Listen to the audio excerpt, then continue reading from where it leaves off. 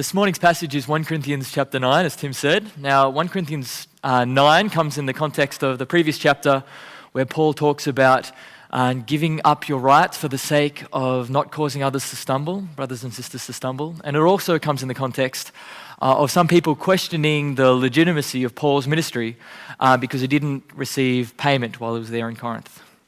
Let's begin.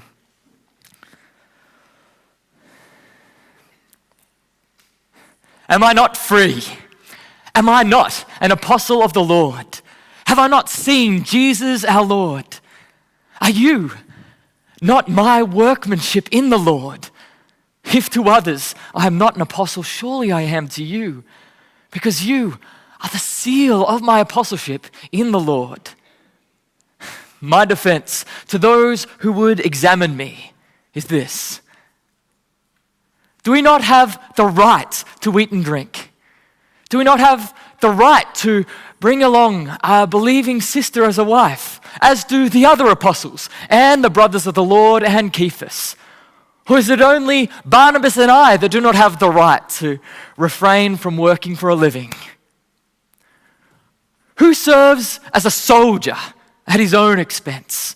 Or who plants a vineyard without sharing in the fruit? Or who tends a flock without drinking of the milk? Or I say this only of human authority. Does not the law say the same? It is written in the law of Moses that you shall not muzzle the ox as it is treading out the grain. Now, is it to oxen that God is concerned? Does he not speak for our sake? It was written for our sake, because the one who plows should plow in hope, and the one who threshes should thresh in hope of sharing in the crops. Now, if we have sown spiritual things amongst you, is it too much that we should reap material things from you? If others share in this rightful claim, surely we do all the more. But nevertheless, we have not made use of this right because we endure anything rather than placing an obstacle in the way of the gospel of Christ. Do you not know that those who serve in the temple receive their food from the temple, and those who serve at the altar share in the sacrificial offering? In the same way, the Lord commanded that those who preach the gospel should earn their living from the gospel.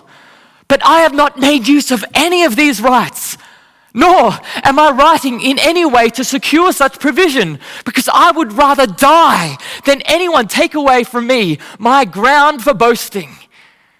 Because if I preach the gospel, I have no ground for boasting, because necessity is laid upon me. Woe to me if I do not preach the gospel, because if I do this willingly, I have reward. But if not willingly, I have a stewardship entrusted to me. What then is my reward but this, that in my preaching I may present the gospel free of charge, so as to not make full use of my right in the gospel?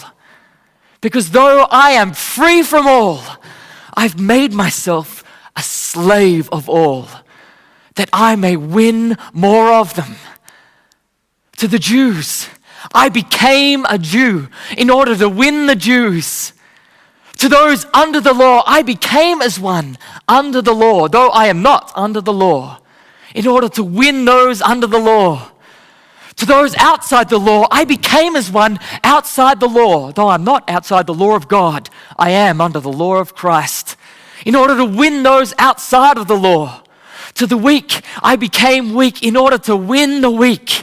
I have become all things to all people so that by all possible means I might win some. I do all this for the sake of the gospel, that I may be a fellow participant in it. Don't you know that in a race all the athletes run and one receives the prize? So run in order that you may obtain it.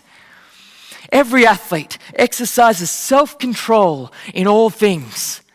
They do so to receive a perishable wreath, but we an imperishable.